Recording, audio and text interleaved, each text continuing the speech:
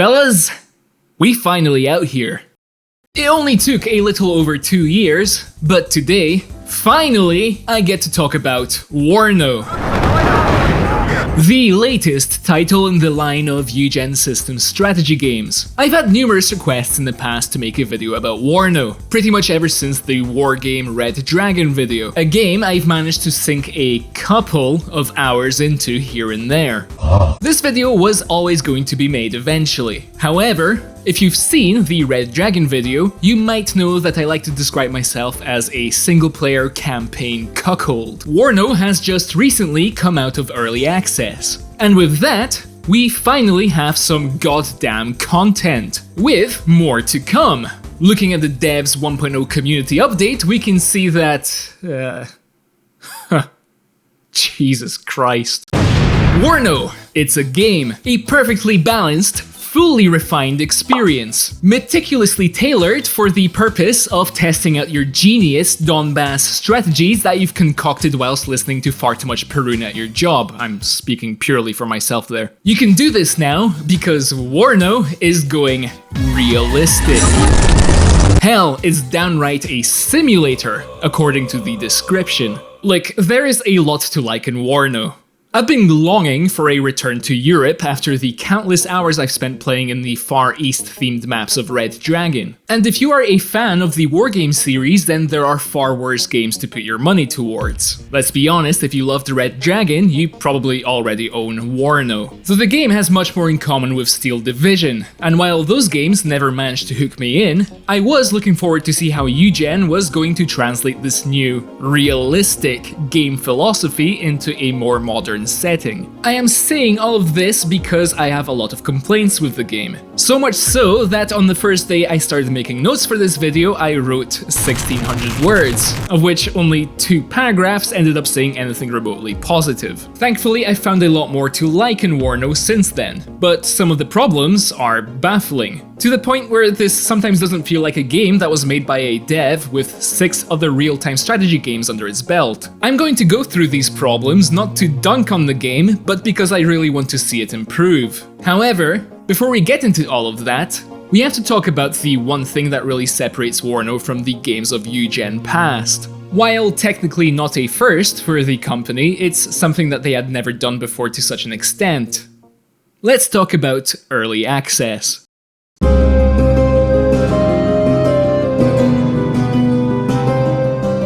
WARNO was released into early access on the 20th of January 2022. This isn't actually a new practice for Eugen. They've released beta versions of most, if not all of their games in the past prior to full release.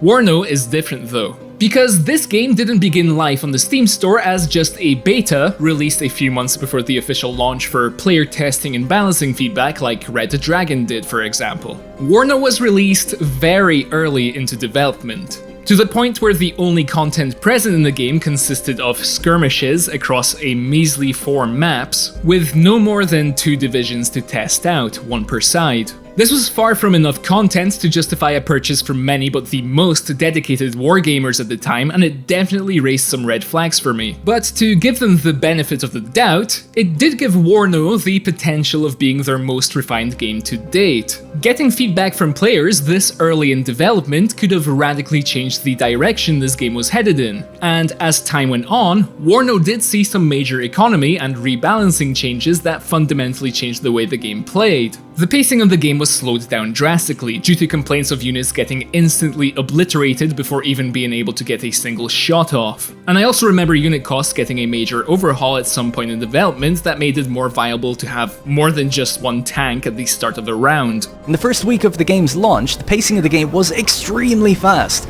with basically everything feeling like it was one-shot killing each other. But that's not really the case anymore. Eugen have very speedily reacted to that feedback and slowed the pace of the game down, and it is far more enjoyable that way. Couple that with the consistent weekly community posts, as well as big monthly milestone updates, and the few worried thoughts that some people had quickly dwindled away over time. And then, 1.0. Announcing DLC, along with the release of your finished game, looks weird no matter how you look at it. Steel Division should have been an omen for the sort of stuff Eugen was going to try and pull, but unfortunately, here we are. I can accept scenarios and army general campaigns. It's something I've wanted them to do for Red Dragon forever. I think 5 army general campaigns and 8 operations is enough content to get a pass from me as a good baseline. But keeping nations out of the game that have been available in all of the war games from day one? That's kind of sus. Here are the 6 nations that Eugen has announced will be coming to the game through DLC only. Belgium, the Netherlands, Poland, Canada, Spain, and Czechoslovakia. NATO is currently overrepresented in the game as is. We already have the US, UK, France, West Germany, and Belgium by technicality. Just clinging in there. They are planning on adding 4 more countries to this roster, whereas the Warsaw Pact currently has 2 playable nations, that being the USSR and East Germany. I do have to acknowledge that nations don't work the same way they did in Red Dragon. WARNO has you build decks out of units available in historical divisions, a lot like you did in the Steel Division games. You can't just pick and choose between armored and airborne units and slap them all into the same deck like you could in Wargame. That's how Belgium ended up in the sorry state it did, because they make up a small part of the West German 2nd Panzer Grenadier Division. But why not do something similar with some more Warsaw Pact nations? If not to give them a smidge more variety, then just to even up the numbers a little bit. There are 549 NATO units to the 407 of the Pact, which is slightly less than the more than 1,000 units advertised, but then again I don't think the armory takes transport vehicles into account. Most of them use similar gear anyway, you'd be seeing nothing but T-series tanks the whole time you're playing, but at least you get some new voice lines to listen to. I think the real kicker here is the price they are charging for access to these nations, which frankly should be in the game to begin with. If, in a year's time, after all of the planned DLC is released, you would like to play a Polish deck, for example, go fuck yourself. Give me 25 bucks for the privilege. Want to main Czechoslovakia on the side? Sorry, that's another 25 bucks. And before they add broken, unbalanced units with these new nations that completely destroy the balance of multiplayer. Make my game pay to win, Eugen, please, I beg you. Czechoslovakia is going to be the only nation in the game with a navy or some fucking shit. That would make them a lot of money, to be fair, because by the time you've purchased the game, and all of the DLC needed to access these nations, you will have shelled out $90. Oh, but of course, upgrades to the Gold Edition or buy the Expansion Pass to save some of your burger money and have access to all future DLC. Electronic Arts just called, they want their business practices back. A somewhat acceptable solution for this, gliding past the fact that some of these nations should be in the game from day one, would be to release a separate nation/division pack later down the line for like 15 to 20 bucks, so that people can at least have access to all of them for multiplayer for a more reasonable price. But I reckon that single-player people who are more interested in the Army General campaigns would still get fucked over the most, as I have to assume that those campaigns are going to be based around these new nations as playable units. So you can't really sell the campaigns without also selling the new divisions. For this reason, even if I've had an overall positive experience with WARNO, I feel burned by its recent developments. I don't know if they started to run out of money towards the end of early access and needed that 1.0 selling point to get the cash flowing, or if someone higher up decided that the game had been in development for too long by this point. But I will not be buying the DLC without a heavy discount as a result, even with all of the new campaigns. Okay, the DLC stuff, you can brush it off as corporate bullshit. It's always with the corporate bullshit. Unfortunately though, there are other aspects to WARNO which make it feel strangely unpolished considering its time in early access. But to talk about that, we should really get down to the brass tacks. Enough with this cringe. What is there to actually do in WARNO? If you're coming to this game straight from Steel Division 2, nothing that is currently available in WARNO is going to surprise you. The main menu gives you access to the solo and multiplayer modes, as well as the mod center where you can look at and enable your enhanced gore and nude mods. It also gives you quick access to the armory. From there, you can look at every unit in the game, look up their stats, and create decks if you are so inclined. The multiplayer menu is pretty self-explanatory. You can go there to look for casual servers or try your hand at ranked, nothing new there. I'm very sad to report that I have yet to see even a single message pop up in the game's global chat. I've also heard that it's quite heavily monitored now, so sadly I can't show you a compilation of the complete filth that used to plague the Red Dragon chat. Solo is what I am most interested in, and it's also where other Wargame Red Dragon refugees like myself may be the most surprised by the amount of content the game is offering. To start with, we have tutorials. There are 20 tutorial missions available to play through, though a lot of the core mechanics of WARNO remain very similar to Red Dragon, let alone Steel Division. I still recommend doing them because some aspects to the game, such as artillery and aviation, as well as the smart commands, do actually add some new mechanics that are useful to know about. Not to mention the Army General tutorials, which we will get to shortly. The missions are short and it takes about half an hour to complete all of the tutorials, and honestly it's worth going through just to experience some of the absolutely atrocious voice acting they put into them. Stampede 26, tell me, do you love the smell of... Affirmative, Wrestler 1-1. I love the smell of napalm in the morning!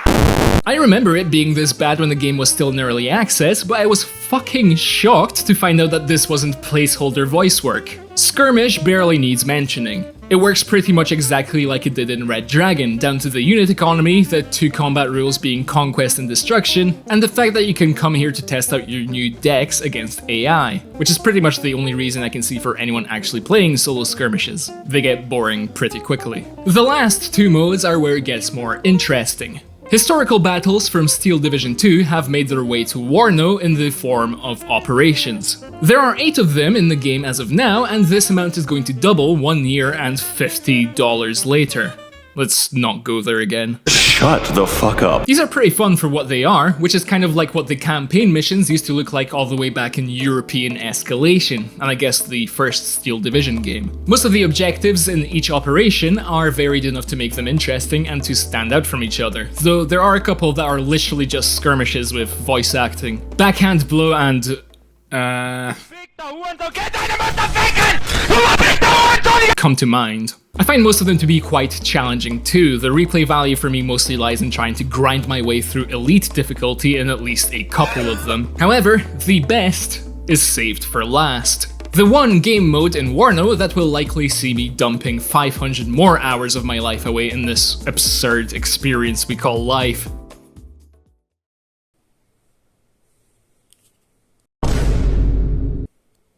They put Army General in this bitch. Army General is a new addition to Eugen's strategy games that first materialized in Steel Division 2. I still do not know how it works in that game, but I figured it out for WARNO. And I have to say, it's pretty good. You might feel a little bit overwhelmed when you go into Army General for the first time and see all of the units on the screen, and to be honest, that feeling hasn't gone away for me just yet either. Only thing that keeps me sane is the porn actors they hired for some of these stills. Big chungus. The Bruder Creek campaign is the place to start. It's short and the map is small, comparatively speaking. What, you think this is a lot? Ha! Gentlemen? Highway 66.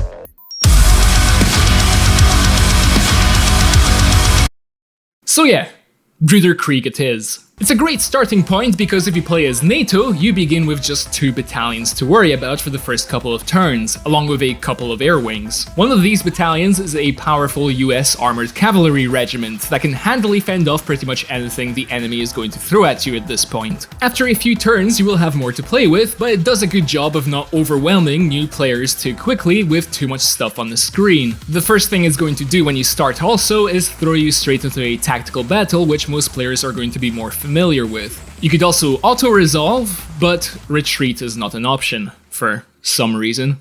We'll get to that. I do want to begin by saying that I've come to really appreciate the overall presentation of the Army General campaigns in WARNO. It can take a few sessions to get used to, but it does result in a more immersive experience, especially when compared to Red Dragon. The zones in that game were a lot more simple to understand, sure, but that came at the cost of feeling a lot more video gamey. These look less like land masses and more like piles of fucking garbage I'm fighting on. Army General does exactly what it sets out to do, which is to make you feel like a general commanding an entire army. I should point out now that WARNO is going for a more minimalistic approach when it comes to unit icons and the information they provide. This is true for the actual tactical battles as well, but let's just stay focused for now. It took me way too long to realize what all of the numbers on unit icons actually correspond to. I'm talking multiple play sessions before it finally clicked. Maybe I'm just reaching Unk status, but the way these are presented really give nothing away about what the numbers might actually mean, Mason. Turns out they're actually really useful to know. Who would have thought? There are 3 important unit stats to keep track of in Army General. The first is attack and defense. Bottom left in black is attack, bottom right in white is defense, which, now that I think about it, gives off some weird, racy undertones. I greatly prefer how these stats are displayed when selecting battalions in the battle plan view. Look how much information you can provide with just a little silhouette. Why not just use that? Look, I'll do it for you. Boom. Eugen, check your emails. I'll see you next week. These stats are a bit of a weird one. It's really just a reference for the player to be able to quickly judge how powerful a unit is going to be just at a glance. Unless you use auto-resolve, in which case they start to matter a lot more. If you auto-resolve, the game takes the attacker's attack stat, compares it to the defender's defense stat, spits out a probable outcome, and then rolls the dice accordingly. I only really auto-resolve when the probable outcome is total victory, on the account that I've been screwed over a few too many times. I'll achieve the probable outcome, sure, but I'll also be missing equipment which I would have otherwise been able to save if I just took control in tactical battle. If the game spits out a defeat prediction, you should never auto-resolve, which leaves you with just one option because, again, retreating is not a thing anymore. More often than not, I've managed to come out on top by taking control even with odds as shitty as 3 to 15, where auto-resolve would have just nuked my battalion off the map. The next stat is action points. That's the number on the top right. Every unit starts a turn with 12 action points. These can be used to move the unit on the map, or, if it is in range of an enemy, attacking for 4 action points. Note that this means that a unit can attack multiple times per turn until they are out of action points. With 12 AP, you have a potential range of 12 tiles, though that is modified depending on terrain. The rules for this aren't super clear, but as far as I can tell, it's 1 AP per road tile, 2 per field and hills tiles, and 4 AP in forest tiles. It does at least show you a preview of where your unit can go and still be able to attack when it gets there, which is pretty cute. Lastly, we have fatigue, a very important stat to keep track of. Fatigue points are added to battalions at the conclusion of a battle, the amount of which depends on the outcome, though at least 1 is always added. So if you earn a total victory, your battalion might come away with 1 added fatigue point, while the enemy may earn 5 or 6. Fatigue is represented by these weird banners at the top of the unit icons in the general map, which, yeah, good luck figuring out that that's what that's supposed to mean. When a battalion reaches 6 fatigue points, it will become disorganized, losing its territorial zone of control and making it susceptible to complete destruction if attacked in this state. Units cannot defend themselves while disorganized, unless there is another capable battalion within their zone of control that can be called in to defend with them. So it's generally a good idea to keep your battalions together in groups, and so you should also know how to best group them together. This is where the different types of units come in. In essence, the battalions in WARNO's Army General campaigns can be boiled down into 4 distinct types due to how the battles work. However, when it comes to the actual tactical battles, they all work as you would expect, just like they do in Skirmishes or in Red Dragon. They are only categorized like this to limit how many battalions you can bring into any one battle to avoid ludicrously one-sided battles. You have 2 types of combat battalions, the main combat battalion as well as the auxiliary combat battalion. Main battalions include things like armored, mechanized, and motorized divisions, think main fighting forces. You can call 2 of these into a battle as long as they are all in proximity of the enemy unit you are attacking. Auxiliary units can include reconnaissance battalions, some reserve units, as well as helicopter regiments. Only one of these can be called into any single battle when in this role. Artillery and air support both get their own slots, though you have to be careful when you decide to use them, as each artillery and air support unit can only be called in once per turn. So if you use all of them up on the offensive, you might just get pumped when it's the enemy's turn to start rushing their tanks in. Winning battles, destroying battalions, and capturing key objectives on the map earns you points that go towards victory. Now that we know how Army General works, I can start to critique it a little bit. I've mentioned this before, but it needs to be said again. It seems strange to me that you cannot avoid battles by retreating. It makes sense for when you are disorganized or out of supply. That's also the only time when the game lets you surrender a battalion. But why not make retreating an option with an action point threshold? Even if you could only do so if you had full 12 AP, letting units that haven't moved or attacked this turn retreat once. I also can't help but feel that WARNO's Army General wastes a lot of unnecessary time. Playing every single battle in Red Dragon is feasible because of how the overworld map works in that game. Each sector can only be attacked once per turn, and you're never really going to have to sit through more than 3 or 4 skirmishes when it's the AI's turn. Turns in WARNO can stretch out for a much longer period of time due to the limits placed on how many battalions can be brought into a single battle, which has made me resort to auto-resolve on a few occasions where the odds were heavily stacked in my favor. That's something I can live with, but then you might have a lone battalion sitting in a town that gets surrounded by a bunch of enemy units, which is a possibility early on in the Bruder Creek campaign. There is a shitty VKK unit that will spawn in Alsfeld with an attack and defense stat of 1 to 2. Even though the game will give you terrible auto-resolve odds with this unit, it is actually more than possible to win against the T-55 battalions that are coming to swarm it, especially with air support. It just requires a lot of my time to do so. I might have to replay the same battle on the same map something like 3 times in just a single turn because the enemy can't just bring all of its available units in at the same time to save me some time. Every single division you had in a zone in Red Dragon made it fair game to bring into a skirmish, which made for some very satisfying moments where you could absolutely shit on some lonely infantry division with the entire might of the collective West if the AI decided it really had to see this one through. I actually struggle to see a reason for why there should be a limit on how many battalions you can call into battle. If you can just take turns with battalions to destroy a division within the same turn, then why not just let us call all of them in at once? Save us some time and sanity. I mean, we've gone from a 20-minute time limit on skirmishes in Red Dragon to fucking 50 minutes in these tactical battles, which is time you might really need if you're playing against the odds. All of the things I've talked about so far could be seen as subjective. I've shown you why I'm not a fan of these aspects of Army General, but you could disagree and say that you really like these changes. If I had more time during the week, I would probably enjoy fighting every single battle in these long, protracted campaigns. However, here is something that I think everyone could agree still needs work. I've already mentioned some gripes I have with the UI regarding the unit icons, but that is far from the only problem here. I do not like, for example, that if I want to see what units I have available in a battalion, that I have to first click on it, then click through all of these different divisions on the bottom left of the screen. I much prefer the way Red Dragon did this, where you can simply hover your mouse over a division and a window pops up showing you an entire list. This becomes even worse when you try to initiate a battle, because when you click on a battalion on the map to see what units it has available, the game throws it in as a selection. So, if you decide that actually you don't like the units in the battalion and want to select a different one, you have to right-click on it in the menu on the right to remove it from the battle first. This is even worse for selecting air support because those squadrons are always sitting at the edge of the map.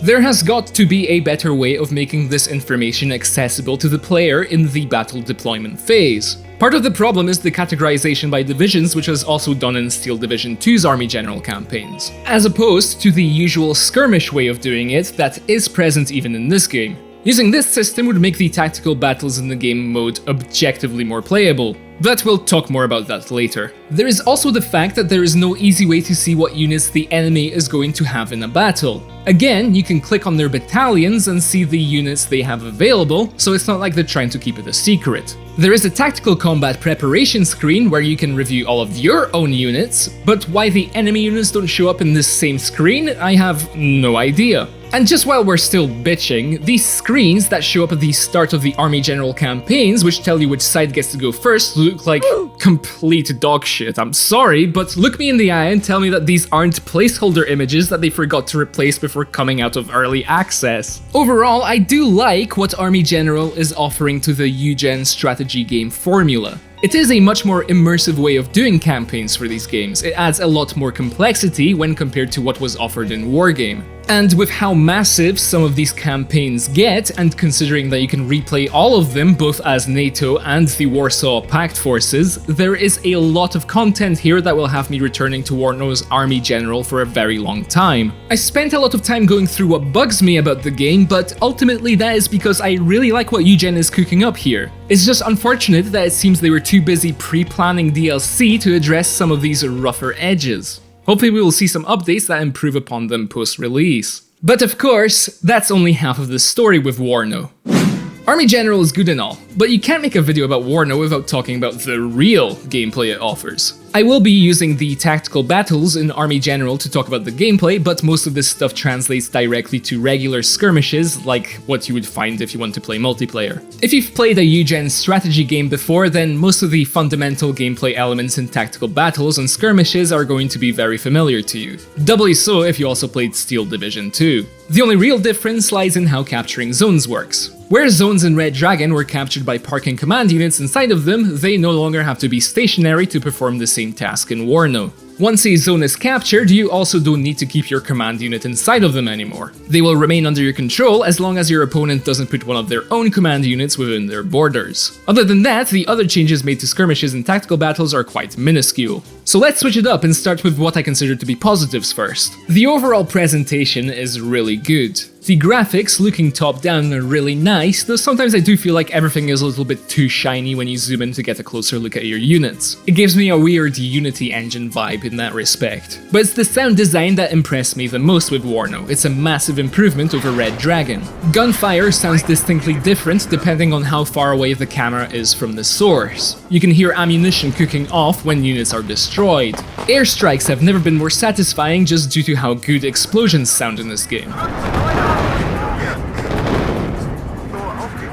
There are also a lot of godly gameplay changes and fixes that have finally been addressed from the Wargame series. If a bomber aircraft loses sight on a unit it was targeting, it will calculate an approximate position where it thinks that unit will be by the time the bombs drop. They are also much better at bombing moving targets in general, whereas you always had to attack ground lead your shots in Wargame in order to hit anything faster than infantry on the move. ATGM units don't just fling their missiles into the air in protest as soon as they lose sight on the unit they were aiming at. They will actually reacquire the enemy and hit it if they see it again. They're also really good at picking different targets from each other to avoid wasting multiple missiles on a single enemy, which is something you really start to appreciate if you go back to Wargame and see how they behave in that game. ATGMs, a logistician's worst nightmare. For more Steel Division style changes, jets can no longer be called into the battlefield on a dime. They have a lengthy travel time based on their role before they arrive on the map.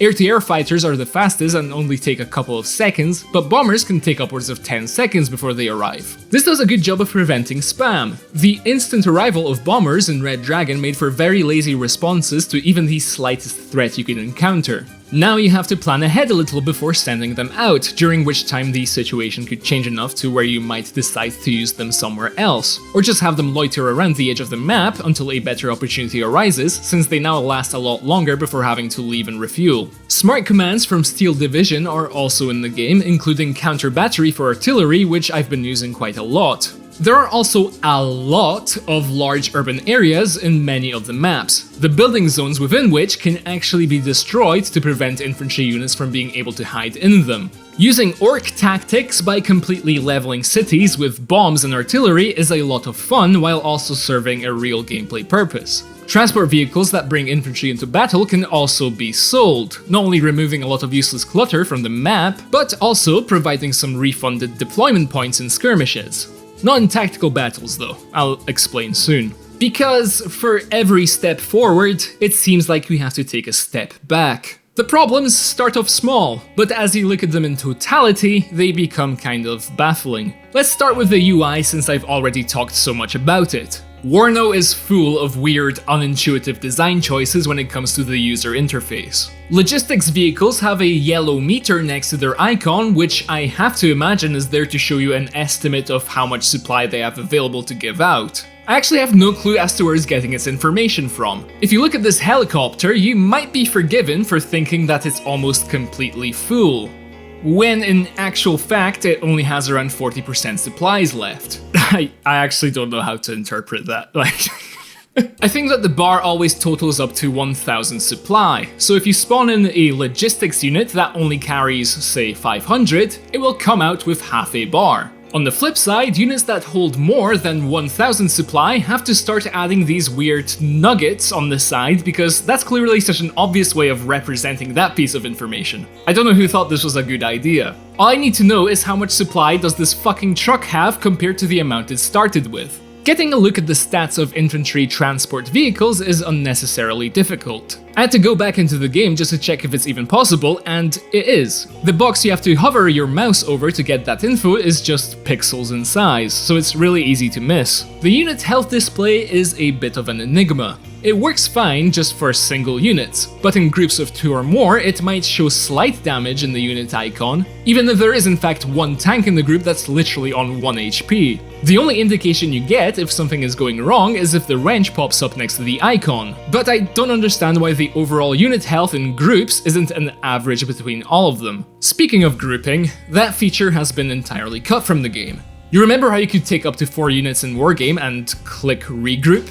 Can't do that anymore. In tactical battles, you can actually hold Alt to merge multiple of the same unit type into a group before you spawn them in, which is something I had to find out for myself, by the way. But once they are out on the map, they cannot be grouped or separated, apart from being able to give separate orders to individual units and groups. Which is a nice feature, but I wish I had more control over this part of the game. Now, I've seen some stuff suggesting that this is to avoid an exploit prevalent in Wargame, where apparently you could make ATGMs lose track on your units if you ungrouped and regrouped them. I wouldn't be surprised if something like this was the case, but as I mentioned prior, ATGMs are actually quite capable of reacquiring targets in WARNO. Not having the ability to group units is a bigger hassle than it might seem considering the large scale of these battles. You don't have some of these basic tools you used to have in Wargame, which allowed you to more effectively sort your divisions for specific scenarios. There are some weird bugs and deficiencies in the game which suggest that the engine that Eugen is using isn't up to par with the games they are trying to make. For context, Eugen Systems has been using the same engine, Iris Zoom, for all of their games since the release of Ruse back in 2010. Iris Zoom version 4 was used in Wargame Red Dragon, and I imagine they're at least up to version 5 with Steel Division 2 and WARNO. There are a couple of things which this engine seems to do poorly. For example, pausing time is a great feature for single player. In fact, I wish more RTS games let you pause time. But it doesn't work right in this game. It's hard to put into words, but WARNO feels like it reads player inputs differently when the game speed is set to pause, like it doesn't actually register it properly until you unpause. The best example of this is when you deploy air units. You'll click on them in the deployment menu at the top left of the screen, but they won't actually show up in your air wing panel until you unpause, which feels really jank. Side note here, since we're already going deep, it's weird that air units are the only units in the game that cannot have their own deployment cancelled. If you accidentally place down a unit that you did not intend on, you can right-click on it to cancel, whereas you just suffer the consequences of fat-fingering the wrong jet until it's destroyed. Just give us like 5 seconds to refund jets, please, Eugen, I beg you. Giving orders to units also feels fundamentally different when the game is paused. Sometimes they don't register properly, and the order lines that show you where your unit is headed don't update until the game is unpaused again. Controlling units in general feels pretty good, except for 2 instances. The first is that on some rare occasions, units will refuse to use roads when I issue a fast move order. This is a fairly rare issue, but it is quite annoying to deal with when it does happen. The second is that units following an attack move order have this nasty tendency to not face their front armor towards the enemy when they spot one. This was never a problem in Red Dragon, and yet here I am getting my expensive tanks wiped out by ATGMs because the driver decided to turn the hull 90 degrees to the side for no reason whatsoever. Since I've mentioned the fast move mechanic, it's worth pointing out that vehicles still like to play bumper cars on the roads after all of these years. This doesn't affect gameplay, but it does look very jank, not to mention that this has been a problem in every single game they've released since European Escalation. Sometimes the game doesn't register my mouse clicks when I'm trying to select multiple units to deploy. There seems to be a buffer that prevents you from clicking on units too quickly. I want to spawn in 4, but only 3 will arrive. It's a slight annoyance for single player, but I can imagine it getting really frustrating if I ever decide to throw my life away and get down and dirty in ranked games. Sometimes you can double click on a unit on the map to select all other units of the same type on the screen, and sometimes you can't. I do not understand what the rule here is. I can always do this with unarmed transports, but almost never with any other unit in the game. Again, I have no idea why. It might be a quirk with how units are categorized by divisions in Army General. Maybe this isn't a problem in standard Skirmish. Categorizing them by type would still be far more intuitive. The different battalions at least have little icons that let you guess at what units they might contain, but clicking through all of their different divisions just to find a specific unit type you're looking for can get very tiring. Like, I can't be the only person that thinks it's fucking infuriating just to try and find a recon unit in this menu. Just give me this. It was perfect. Perfect. This next point is a Tactical Battles exclusive. Some of the unit costs are questionable. Army General Tactical Battles use a different deployment point economy to the normal system in skirmishes. It's exactly the same as Steel Division 2. Some units are free to deploy for good reason. Dedicated infantry MG units cost 0 deployment points to spawn. After all, they only have one specific use case where they are at all useful. As soon as they come up against something with even 1 point of armor on it, they are pretty much cooked. But MG units with higher caliber rounds, like 12.7mm, also costing 0 deployment points? These guys actually have a pretty decent chance of killing even some APCs if you're not careful, netting themselves a morale point if successful, while if you manage to take that threat out you get nothing in return. Honestly, I feel like this game mode would work just fine with the normal economy found in skirmishes where nothing is free, but that might mess with the balance of Army General in some other way that I can't really see. It's weird that planes just despawn after a certain amount of time after being ordered to evacuate, instead of having to physically return to an air corridor. I've been both saved and cucked by this in the past. A jet magically despawning in the middle of the map just milliseconds before receiving a fatal missile shot that would have downed it, maybe even ending the battle. Why is it that when you sell transport vehicles, they have to make it all the way to the edge of the map, potentially vulnerable to attack the entire time? But planes get special treatment in this instance. Then there is the AI in the game, which, well, it's Eugen AI, what do you expect? In all fairness, I don't actually have that many complaints about the WARNO AI. Their worst sin is that it often groups units together, making for some very enticing ground strike targets. It definitely makes a lot more sense when you play as NATO. It actually tends to use some units in fairly smart ways. I've seen some people complain about the AI's overuse of ATGMs, but I mean, it works. It often puts these units in tree lines and buildings closer to their end of the map, making them very hard to spot without recon, effectively stopping you from advancing too far. But it does also have this tendency to only use 1 or 2 choke points on the map to drive units through, making it really predictable and easy to take advantage of if you know how to play it to its weaknesses. That's why you should never auto-resolve battles with bad odds, because you can pretty consistently cheese the AI. And for the grand finale, sound whoring is a perfectly legitimate strategy in WARNO. You can move your camera to any point in the map, and if there is a unit there, you will hear it.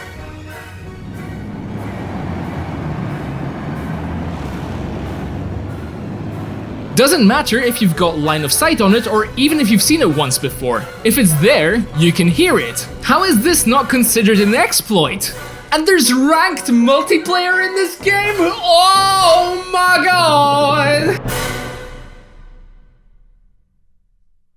Since 1.0 was released, I have put a considerable amount of time into WARNO, as much time as my current schedule allows. If it wasn't made clear enough throughout the course of this video, I have come around to really enjoying what WARNO is currently offering. But simultaneously, I don't know if I've ever been more conflicted about a game in my life. Wargame Red Dragon is one of my most played games on Steam. It's been a part of my life for something like 10 years now. It offered a unique real-time strategy experience that is pretty much exclusive to Eugen. WARNO has the potential to be the best RTS Eugen Systems has ever released. Maybe the best strategy game of all time. But at best, it's not quite there yet. At worst, it's being held back. With 1.0 comes a seal of approval. Some of the more prevalent issues still present after its release may never be addressed unless they directly affect the integrity of multiplayer. And even then, who can really say? Judging by the community updates on Steam, it seems like Eugen is too busy pushing DLC at the moment to be worried about anything else. It's really sad to see yet another company being tempted by the path of corporate greed, and all I can say is that I hope Eugen notices the feedback they've been getting and manages to course correct for their future projects. RTS is not as big as it used to be, and Eugen is one of the few companies that has managed to build up a very dedicated fanbase of players. But if things keep going in the direction they seem to be, those fans might turn to something else. So, let's hope that Eugen can take WARNO and turn it into war. Yes, thank you very much. I've been Scav Merchant Hub. Now fucking go watch my World at War retrospective. It's fire. I want you to subscribe to me Scav Merchant Hub on YouTube. Thank you, Cringe Podcast.